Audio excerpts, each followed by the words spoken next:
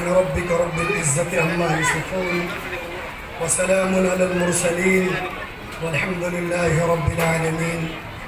اللهم صل على سيدنا محمد وعلى آل سيدنا محمد وبارك وسلم.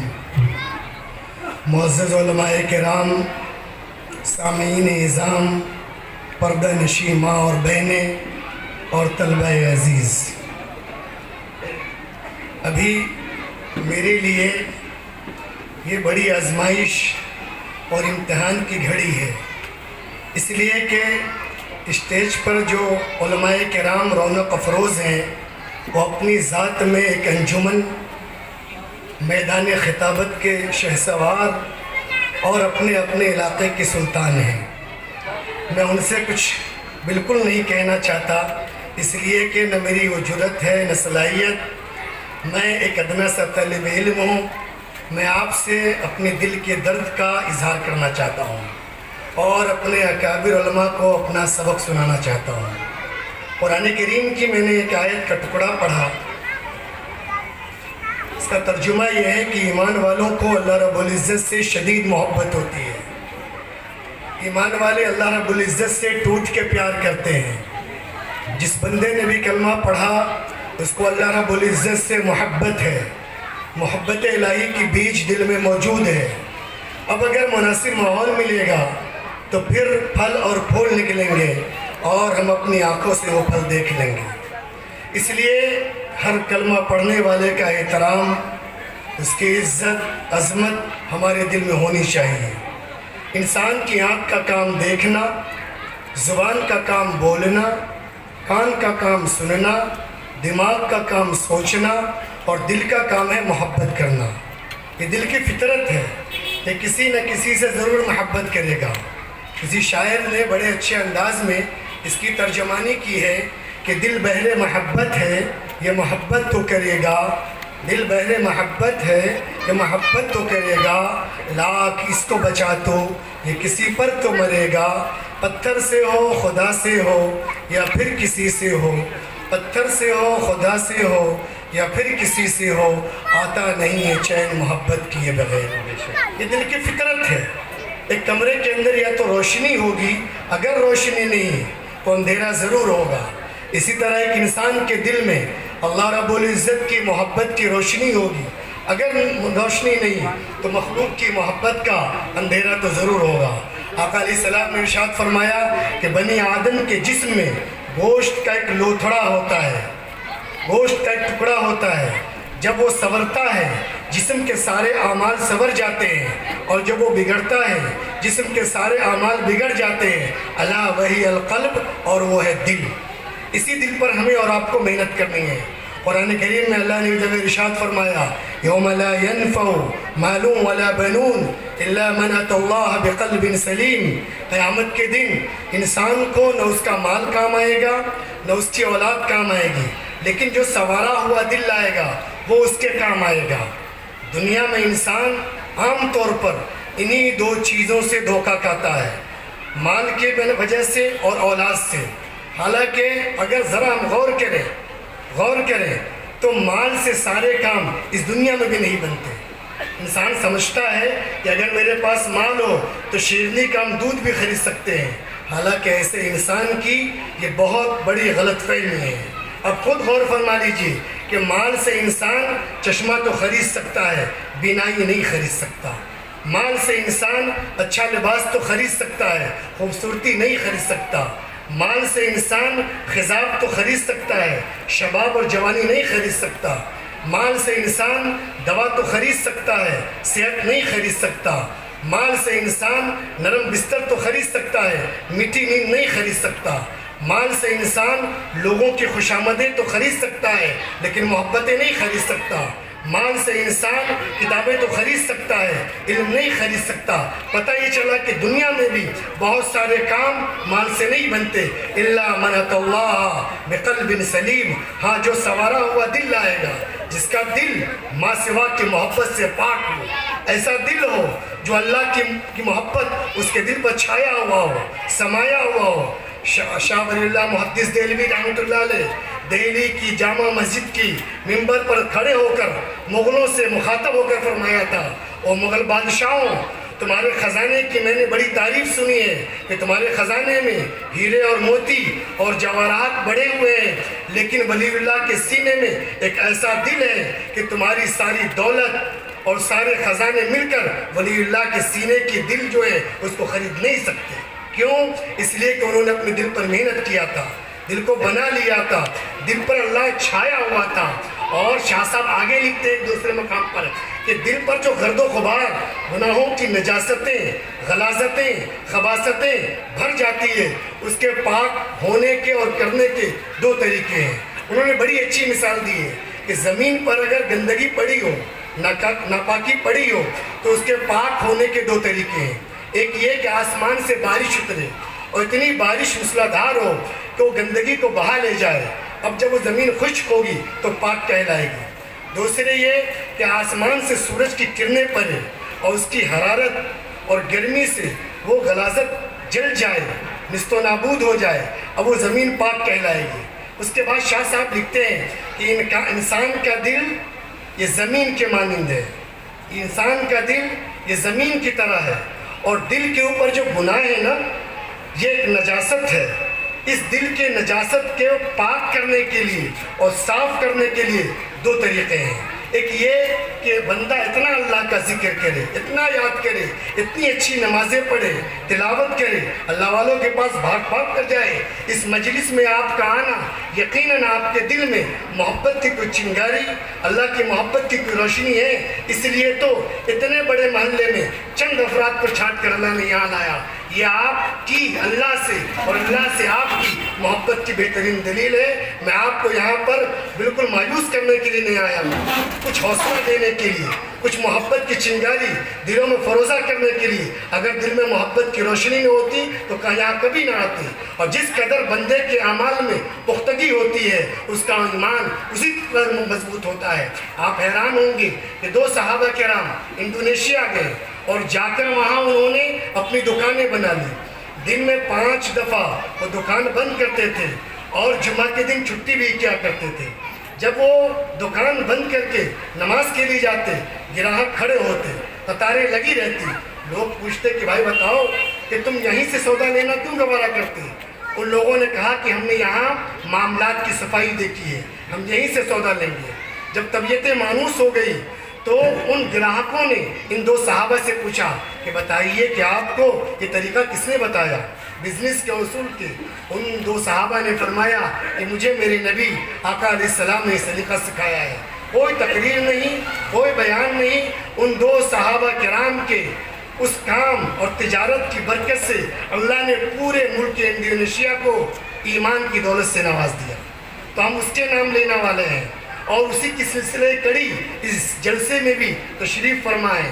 میں نے اپنے بارے میں پہلے ہی کہہ دیا، اصل بیان تو علوم ظاہری کی حسین سنگم، جو حدیث کا درس دینے کے لیے بیٹھتے ہیں تو ابن حجر اسقلانی اور قسطلانی کی یاد تازہ کر دیتے ہیں، اور جب مسند ارشاد پر بیٹھتے ہیں تو جنید بغدادی اور بایزید بستامی کی یاد تازہ کر دیتے ہیں، جب تفسیر بیان شروع کرتے ہیں تو شیخ الہند اور احمد علی لاہوری کی یاد تازہ کر دیتے ہیں۔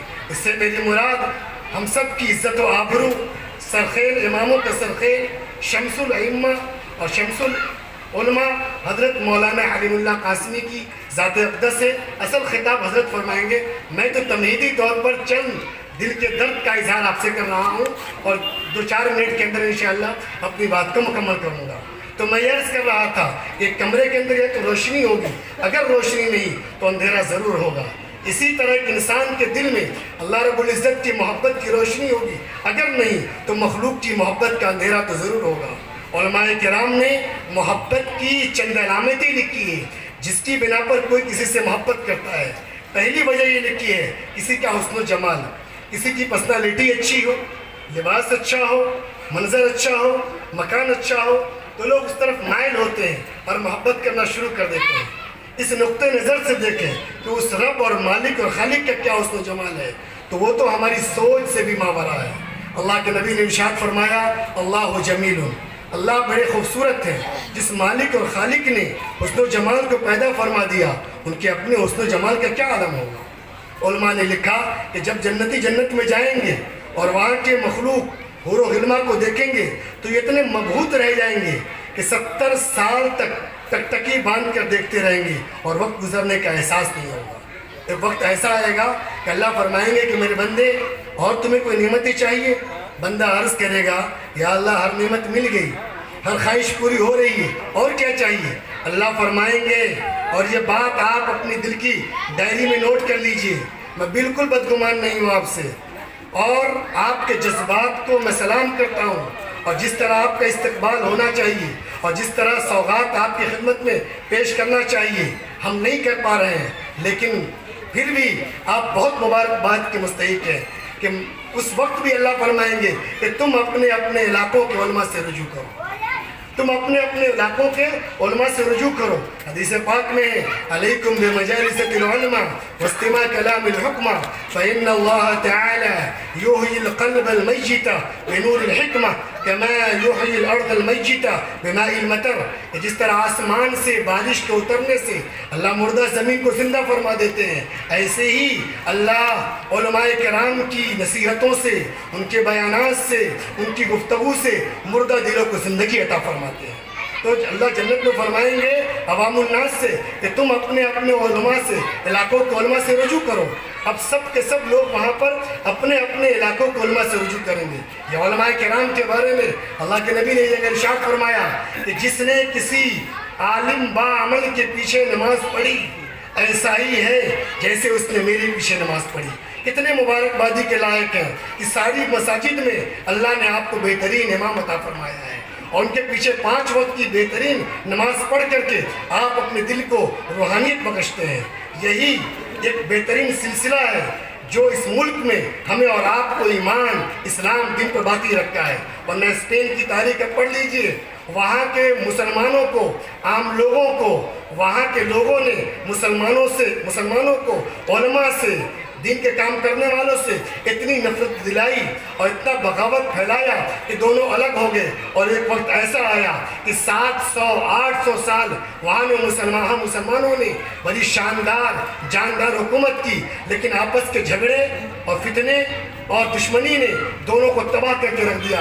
اور ایک وقت ایسا آیا کہ اس ملک میں بظاہر، اندرونی بات نہیں کر رہا ہوں، بظاہر کلمہ پڑھنے والا باقی نہیں تھا۔ ٹھیک یہی تاریخ ان جسم کے گورے اور دل کے کالے انگریز 7 سمندر پار کر کے 1601 عیسوی میں واسکو ڈے گاما کی سربراہی میں اسی ممبئی کی ساحل پر اترا اور آ کر مغلوں سے کہا کہ ہم یہاں تجارت کرنا چاہتے ہیں، اور ان مغلوں نے دل کھول کر اس کا استقبال کیا۔ ایسٹ انڈیا کمپنی کے نام پر فرم چلی، 100 سال میں اس کی تجارت کی چمکی کہ اس ملک کے اکثر علاقوں پر اس نے قبضہ جما لیا۔ ظاہر میں تو تجارت تھی، اندر اس دوغلے اور دل کے کالے اندھے لوگوں کی یہی نیت تھی، اس ملک کو اسپین بنانا ہے۔ 1701 تک یہ ملک کے اندر 4 بڑے صوبوں میں انگریز گورنر بن چکے تھے، لیکن اسی وقت اللہ نے شاہ ولی اللہ کو پیدا کیا اور مقابلہ کروا۔ ایک لمبی داستان اور تاریخ ہے، اس میں مجھے جانا نہیں، میں صرف یہ عرض کرنا چاہ رہا ہوں کہ اس وقت کے عوام نے علماء کا ساتھ دیا، محبت کی نگاہوں سے دیکھا، جڑے رہے، وہ بھی بچے، ملک بچا، ساری انسانیت بچی۔ اور آج بھی ہمارے ملک پر بڑے سخت حالات ہیں، اور یہ موقع نہیں کہ کچھ کہا جائے، لیکن اپنی جان، اپنی ایمان، عزت و آبرو کے سے زیادہ ایمان کی حفاظت کرنی ہے۔ ہمارے علماء جس وقت جیسی ہمیں حکم دے اور جس چیز کے لیے رہنمائی کرے ہم اس کے لیے کھڑے ہو جائیں۔ آپ نہیں جانتے ہیں، اور اکثر لوگ جانتے بھی ہوں گے، یہ علماء دین میں قرآن کا درس دیتے ہیں، حدیث کا درس دیتے ہیں، آپ کی فکر کرتے ہیں، اور راتوں کو سوتے نہیں، تڑپ کر امت کی، انسانیت کی اصلاح کے لیے خون کے آنسو بہاتے ہیں کہ اے اللہ یہ ملک شیخ الہند کا ہے، یہ ملک شیخ الاسلام کا ہے، یہ قاسم نانوتوی کا ملک ہے، یا شاہ ولی اللہ محدث دہلوی کا ملک ہے، اے اللہ اس کو بچا لیجیے۔ ایسا ہی لگتا ہے آپ کو، لیکن ان کے رونے کو دیکھیے۔ ایسے بہت سارے علماء کو جانتا ہوں جو صرف 2 سے 4 گھنٹے سوتے ہیں اور 18 اور 20 گھنٹے آپ کے لیے، ہمارے لیے، پوری انسانیت کے لیے اپنے آپ کو کھپا دیتے ہیں میرے بھائیوں۔ اور یہ اچھے عمل کے لیے انسان کو علم کی ضرورت پڑتی ہے۔ میں بہت دور نہیں جانا چاہتا، آدم علیہ السلام کو دیکھ لیجیے، اللہ نے علم عطا فرمایا اور سارے فرشتوں کو کہا کہ سجدہ کرو، سبوں نے سجدہ کیا، الا ابلیس، اس نے انکار کیا۔ کیوں کیا؟ اس نے اپنے آپ کو اچھا سمجھا کہ میں نہیں کر سکتا. میں ساری باتوں سے بالا تر ہوتے ہوئے ایک حدیث سنانا چاہتا ہوں. سب سے پہلے سجدہ حضرت آدم کو اسرافیل علیہ السلام نے کیا، اس کے بعد جبریل نے، اس کے بعد دیگر فرشتوں نے. ابلیس جس کو شیطان کہا جاتا ہے وہ انکار کر دیا. کوئی فرشتہ نہیں تھا بلکہ جن تھا جو آگ سے پیدا ہوا تھا، فرشتوں کے ساتھ ملا جلا رہتا تھا، دربار خدا بندی میں بڑے مقام پر فائز تھا. کعب ابن عباد جو بڑے صحابی ہیں، دو نبیوں پر ایمان لانے کی اللہ نے انہیں توفیق عطا فرمائی. ان کے بارے میں کتابوں میں لکھا ہے کہ جب نماز کھڑی ہوتی مکبر تکبیر کہتا، صف اول کے بجائے پچھلی صف میں کھڑے ہوتے. شاگردوں نے پوچھا کیا معاملہ ہے، پہلی صف کی فضیلت زیادہ آئی ہے، اب پچھلی صف میں؟ انہوں نے فرمایا کہ میں نے تورات میں اور دیگر کتابوں میں پڑھا ہے، آسمانی کتابوں میں، کہ امت محمدیہ میں اللہ کے کچھ نیک بندے اللہ کو اتنے محبوب ہوں گے کہ وہ جہاں کھڑے ہو کر نماز پڑھیں گے اس کے پیچھے پڑھنے والے نمازی جتنے ہوں گے اس کی برکت سے اللہ سب کی مغفرت کا اعلان فرما دیں گے. تو میں وہ برکت کے حصول کے لیے صف اول کے بجائے آخری صف میں نماز پڑھا کرتا ہوں. ان کا بیان ہے کہ ابلیس 40,000 برس تک جنت کا خزانچی رہا. 24 آخری بات ہے بس، اس کے بعد میں 5 منٹ میں بات ختم کروں گا. ابلیس 40,000 برس تک جنت کا خزانچی رہا، 80,000 برس تک ملائکہ کا ساتھی رہا، 20,000 برس تک فرشتوں کو تقریر سناتا رہا، 30,000 برس تک مقربین کے سرداری کے عہدے پر فائز رہا، 1,000 برس تک روحانیین کے منصب پر فائز رہا، 14,000 برس تک عرش کا طواف کرتا رہا. پہلے آسمان پر اس کا نام عابد، دوسرے پر زاہد، تیسرے پر عارف، چوتھے پر ولی، پانچویں پر تقی، چھٹے پر خازن، ساتویں میں عزازیل. لوح محفوظ میں اس کا نام ابلیس لکھا ہوا تھا. یہ اپنے انجام سے غافل اور خاتمے سے بے خبر تھا. اتنی ڈھیروں عبادت کے باوجود کبر نے اور گھمنڈ نے اور اپنے آپ کے بڑکپن کے مزاج نے تباہ کر دیا. اللہ نے کہا فخرج فإنک رجیم. لیکن جس نے سجدہ کیا کون تھے پہلے؟ اسرافیل علیہ السلام. کیا انعام ملا؟ یہی بات کا خلاصہ بھی ہے، اور اللہ کرے کہ اس بات کو آپ اپنے دل کی ڈائری میں نوٹ کیجئے. اور یہ نہیں کہہ رہا ہوں کہ ہمیں آپ سروں کا تاج بنا لیجئے، آپ اس علم کی قدر کیجئے جو سلسلہ چلا ہے نبی علیہ السلام سے ابھی تک اور قیامت تک چلتا رہے گا. حضرت اسرافیل علیہ السلام نے سب سے پہلے سجدہ کیا. اللہ نے انہیں یہ انعام دیا، پورے قرآن کریم کو ان کی پیشانی پر لکھوا دیا، پورے قرآن پاک کو ان کی پیشانی پر لکھوا دیا. یہی سے علماء نے لکھا کہ علم ایک ایسی بہترین نعمت ہے، عظیم نعمت ہے کہ عالم کو تو عزت ملتی ہے، جو کسی عالم کی عزت کرتا ہے اللہ کے یہاں وہ بھی انعام کا مستحق ہو جاتا ہے. بات کچھ اور بھی کہنی تھی، اللہ مجھے اور آپ کو عمل کی توفیق عطا فرمائے. وآخر دعوانا الحمدللہ رب العالمین.